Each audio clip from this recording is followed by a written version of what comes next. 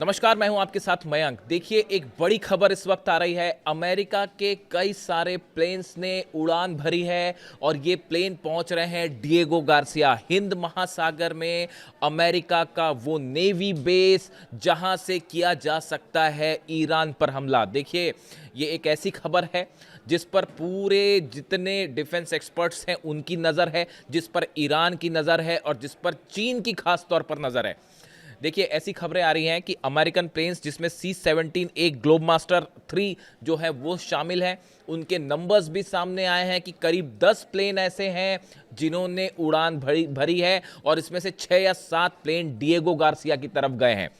Diego Garcia Hind महासागर में एक वो बेस है, नेवी बेस है अमेरिका का, जहां पे बड़ी संख्या में फाइटर जेट्स हैं और यहां पे B-2 बॉम्बर्स भी रखे जाते हैं। जब पिछली बार जंग की बात हो रही थी कि ईरान पर जब हमले हुए थे, 12 दिन की जंग हुई थी, तब भी B-2 बॉम्बर्स डिएगो गार्सिया में पहुंचे थे। और अब बताया जा रहा है कि C-17 ग्लोब मास्टर जो अमेरिकी प्लेन्स हैं वो यहां पर पहुंचे हुए हैं। अब देखिए, ये जो ग्लोब मास्टर्स है अमेरिका के, इसमें काफ़ी सारे जो है सैनिक ले जाए जा सकते हैं, हथियार ले जाए जा सकते हैं, लॉजिस्टिक्स सामान जो है, मिसाइल्स जो हैं वो ले जाई जा सकती है। और बताया जा रहा है ये सब के सब डिएगो गार्सिया पहुंचना शुरू हो गई हैं। अब सबसे बड़ा सवाल जो ये माना जा रहा है कि ईरान पर हमला अगर B-2 बॉम्बर्स से होता है पिछली बार की तरह, तो क्या डिएगो गार्सिया से फ्लाई करेंगे B-2 बॉम्बर्स? देखिए, ये बड़ी खबर है। ये समझना पड़ेगा कि ईरान पर अगर हमला होता है तो किस जगह से हो सकता है।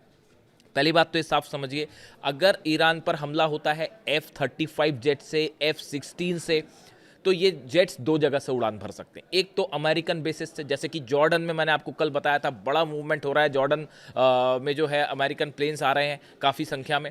वहाँ से हो सकता है, कुवैत से हो सकता है, सीरिया से हो सकता है, इराक तो खाली कर दिया, अल उदैद से भी नहीं होगा, सऊदी से भी मुश्किल है क्योंकि उनको डर है कि ईरान पर मिसाइलें बरसा देगा।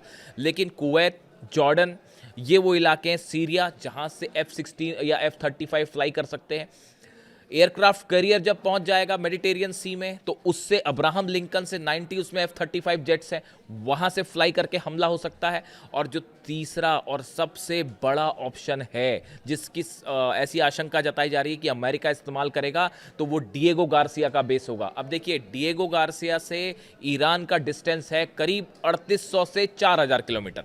यानी आप अगर डिस्टेंस माने ईरान से डिएगो गार्सिया का, तो वो करीब 4000 किलोमीटर है।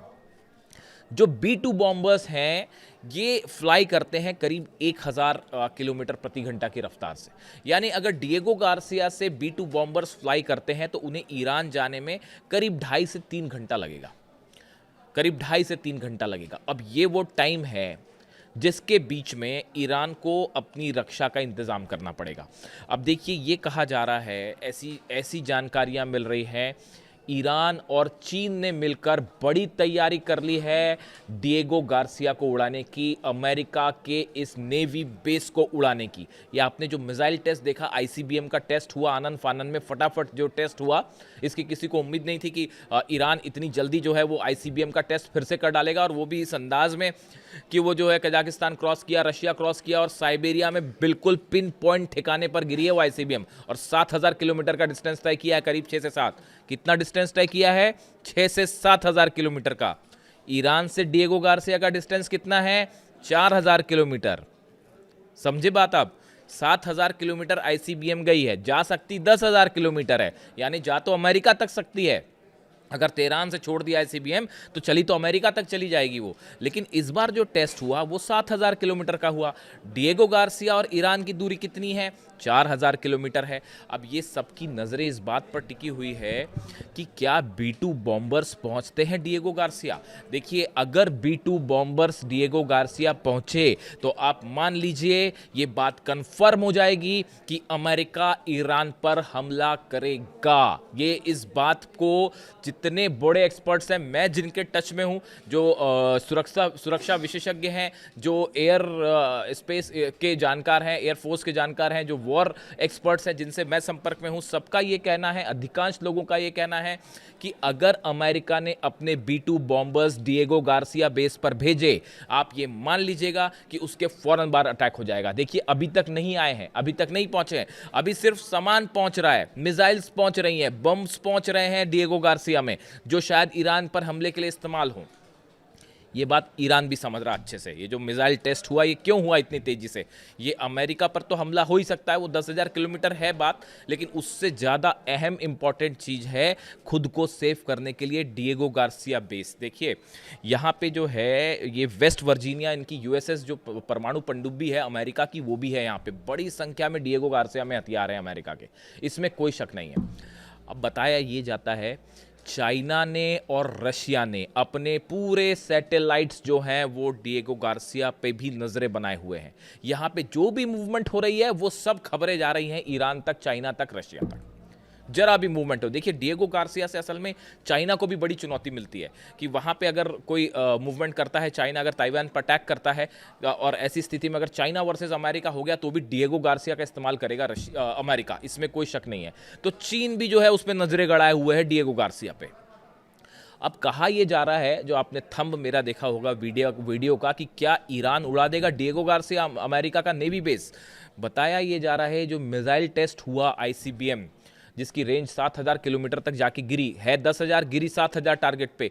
क्या ये बात है, ऐसा कहा जा रहा है कुछ एक्सपर्ट्स की तरफ से, ये जो बार बार ईरान कह रहा है हम प्रीएम्प्टिव स्ट्राइक कर देंगे।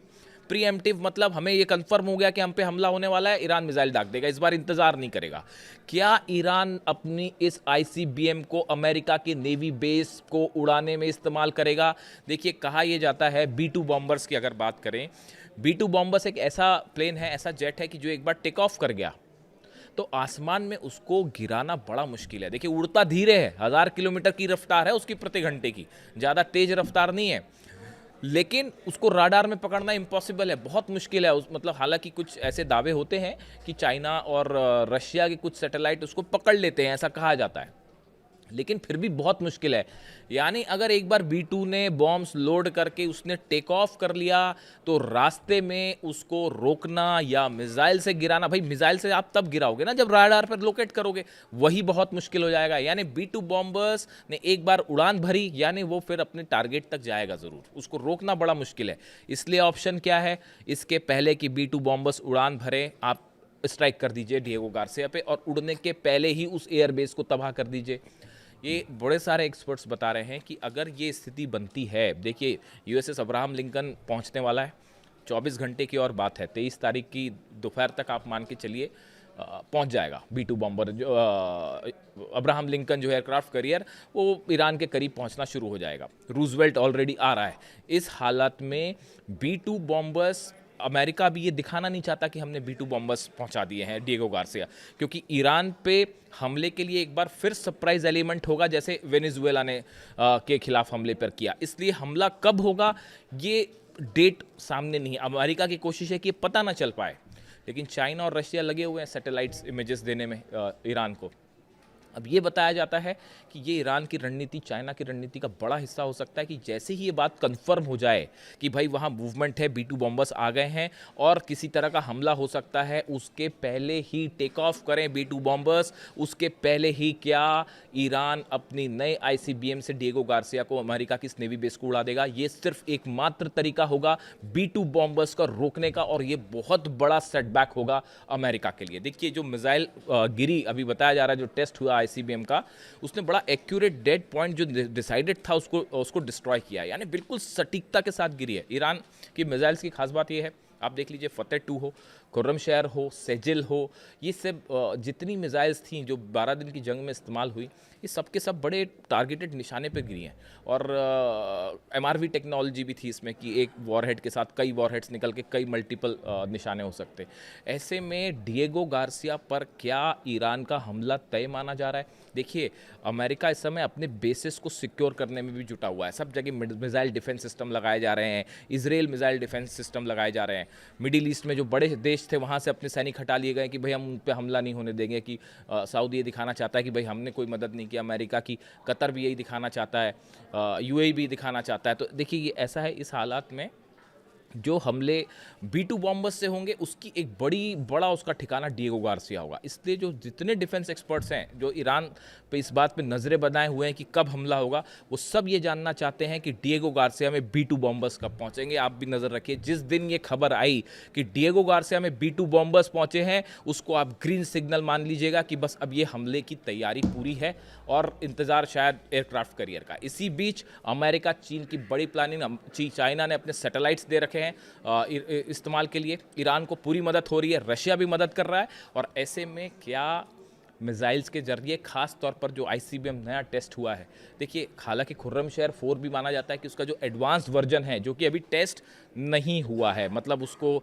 दिखाया नहीं गया, उसकी भी रेंज बताया जाता है कि 4 से 5000 किलोमीटर्स तक है। यानी अगर चाहें तो वो भी पहुंचाई जा सकती है वहाँ तक, डिएगो गार्सिया तक। तो ऐसी सूरत में क्या ईरान नेवी बेस को अटैक करेगा? और अगर अटैक करता है तो बिना डिफेंस सिस्टम के ये मिसाइल्स को रोकना अमेरिका के लिए टेढ़ी खीर होगी। इसीलिए कहा जा रहा है कि ईरान हो सकता है कि B2 बम्बर्स पहुंचे और वो टेक ऑफ करें, उसके पहले ही ईरान चीन के साथ मिलकर ये बड़े नेवी बेस पर बड़ा अटैक कर सकता है। इससे जुड़ा जो भी अपडेट होगा आप तक पहुंचाएंगे। वीडियो कैसा लगा ज़रूर कमेंट करें, आपकी हर कमेंट्स में पढ़ता हूं। बताएं आपकी क्या राय है। Thank you so much.